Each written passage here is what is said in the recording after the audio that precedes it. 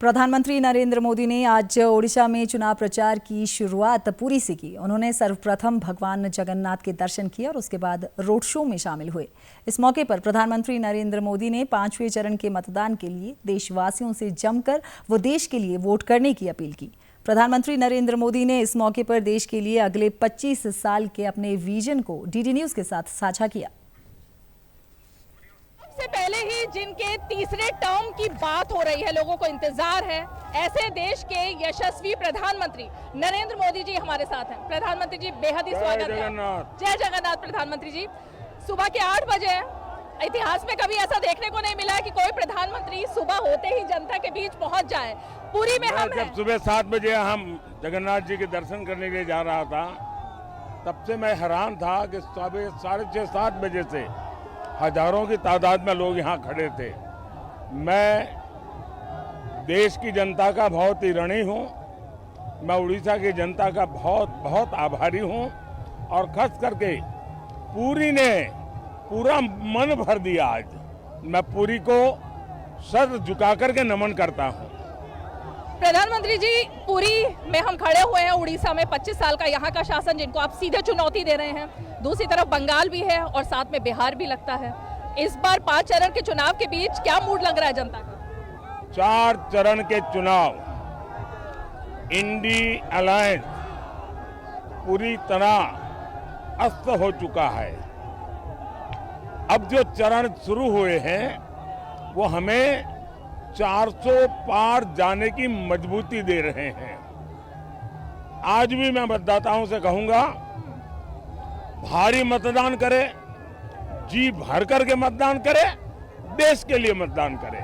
प्रधानमंत्री जी, हम देख रहे हैं लगातार लोग आपको कैमरों में कैद करना चाह रहे हैं अपने एक एक झलक के लिए। नारी शक्ति जिसकी आप सबसे ज्यादा बात कर रहे हैं, वाराणसी में हमने देखा एक बूढ़ी दादी अपने 4 साल के पोते को कंधे पर लेकर आई और कहा कि मोदी इनके दादू हैं। और जब मैंने उनसे पूछा, उन्होंने कहा मोदी तो भगवान है। ये आपको लगता है कि काफी ज्यादा भार आपके ऊपर डालता है, ऐसी भावना है? जब मुझे इस प्रकार की घटनाओं का पता चलता है या मैं भी जब कभी रास्ते में चलता हूं तो ये अनुभव करता हूं, जैसे बच्ची देखिए हाथ जोड़ करके बैठी खड़ी है।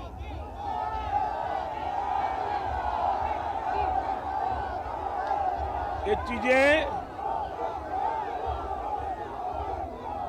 किसी भी व्यक्ति को भावुक करने वाली है और पॉलिटिशियन के जीवन में शायद ऐसा रेयर हो सकता है कि इतना प्यार, इतना आशीर्वाद।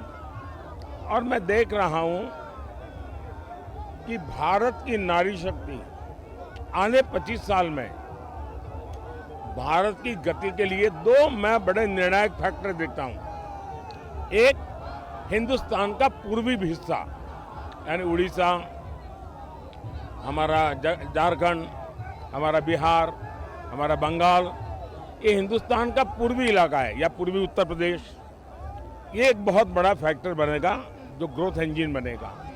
दूसरा, मेरे देश की नारी शक्ति, 50% नारी शक्ति, उनका जिस प्रकार से सामर्थ्य निकल करके आ रहा है।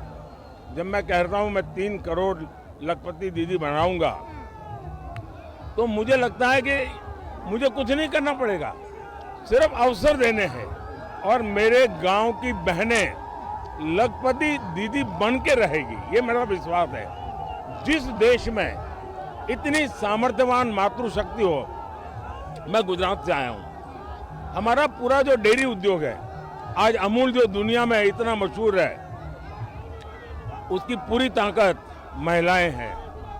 पूरा उद्योग महिलाएं चलाती है।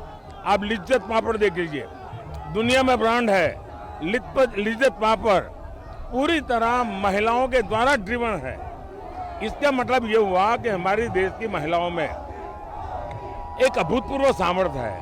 और अगर हम हमारी मातृशक्ति को, हमारी बहनों को अवसर दें, तो देश की इकोनॉमी को एक नई ऊर्जा मिलेगी, नया नेतृत्व मिलेगा। और इसलिए मैंने G20 में आग्रह रखा है, women lead development. Modi ji, इस 2.5 दशक के अपने करियर में मैंने कभी नहीं देखा कि किसी प्रधानमंत्री के चुनाव से पहले ही 3.0 की बात होने लगे, तीसरे टर्म की बात होने लगे। अब सस्पेंस है कि जब आप वापस आएंगे तो क्या आप एक रिवोल्यूशनरी क्रांति लेकर आने वाले हैं? ज्यादातर राजनेता सत्ता, पद, प्रतिष्ठा उसी के इर्द गिर्द खोए रहते हैं। मैं उससे कोसों दूर हूं। मैं मानता हूं कि पद एक कार्यभार है। पद ये प्रतिष्ठा के लिए नहीं होता है, जीवन खपाना होता है और ये चीजें लास्ट मोमेंट नहीं करनी होती है। बहुत पहले से तैयारी करनी चाहिए। इतना बड़ा देश है, उसकी आवश्यकताओं को समझना चाहिए, उसके आधार पर नीतियां बनानी चाहिए, रणनीति बनानी चाहिए, निर्णय करने चाहिए और तब जाकर के फैसले होते हैं, परिणाम मिलते हैं। और जब नीयत साफ होती है ना तो नतीजे भी शानदार मिलते हैं। अंतिम सवाल है मेरा प्रधानमंत्री जी आपसे। जब जब हमने देखा 14 में भी 19 में भी आपके खिलाफ जब भी कोई ऐसी भाषा का इस्तेमाल हुआ निचले स्तर पर जाकर, जनता ने और ज्यादा भरपूर प्यार और आशीर्वाद दिया। इस बार भी कोई आपको तानाशाह कह रहा है, कोई कह रहा है कि संविधान खत्म कर देंगे, कोई कह रहा है लोकतंत्र, और यहाँ तक कि कांग्रेस कह रही है एक चाय वाला प्रधानमंत्री इसीलिए बना क्योंकि हमने देश में ऐसा लोकतंत्र बनाया। मैं डॉक्टर बाबा साहब आम्बेडकर का, मैं संविधान सभा का, उस समय सभी महापुरुषों का सर झुका करके प्रणाम करता हूं कि उन्होंने देश को ऐसा संविधान दिया कि एक चाय वाले का बेटा, एक गरीब मां का बेटा, और मेरे देश के लोकतंत्र की ताकत देखिए कि उसने उसे प्रधानमंत्री बना दिया। मेरे लिए तो संविधान शासन चलाने का सबसे बड़ा धर्म ग्रंथ है। मेरे लिए एक राजनेता के रूप में, एक पॉलिटिकल लीडर के रूप में, एक जनप्रतिनिधि के रूप में संविधान मेरा मार्गदर्शक है और मैं उसका पुजारी हूं। और ये पूजा मैं आज से नहीं कर रहा हूं। जब संविधान के 60 साल हुए थे तो मैं पहला व्यक्ति था देश में जिसने हाथी पर संविधान रखा और संविधान की यात्रा निकाली, और मोदी सीएम था, पैदल चल रहा था। संविधान को अगर किसी ने बर्बाद किया है, इस परिवार ने किया है, खुद के उपयोग के लिए किया है। सबसे पहले जब पंडित नेहरू जी प्रधानमंत्री बने, कुछ ही वर्षों में उन्होंने संविधान में परिवर्तन करके फ्रीडम ऑफ स्पीच को रिस्ट्रिक्ट करने का काम किया। उसके बाद उनकी बेटी ने उनको जब न्यायालय ने एमपी के रूप में घोषित कर दिया कि आप योग्यता नहीं रखती हो, तो उन्होंने संविधान बदल दिया। देश की जनता ने मांग की कि आपको छोड़ देना चाहिए, तो उन्होंने इमरजेंसी लगा करके संविधान के लीरे लीरे उड़ा दिए और वो बैठी रही। उसके बाद उनके बेटे आए, उन्होंने शाहबानू का सुप्रीम कोर्ट का जजमेंट, उसको संविधान में इधर उधर कर करके उलट दिया, लाखों माताओं बहनों के अधिकार को छीन लिया। उसके बाद उन्होंने मीडिया को कंट्रोल करने के लिए एक बिल ले आए।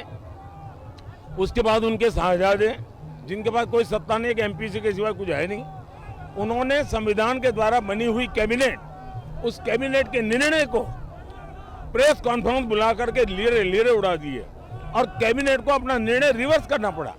संविधान का इससे बड़ा अपमान शायद हिंदुस्तान में किसी ने नहीं किया होगा, जिसमें इन परिवार के चारों पीढ़ी ने किया है। और इसलिए दूसरा, ये कांग्रेस पार्टी के संविधान को भी नहीं मानते।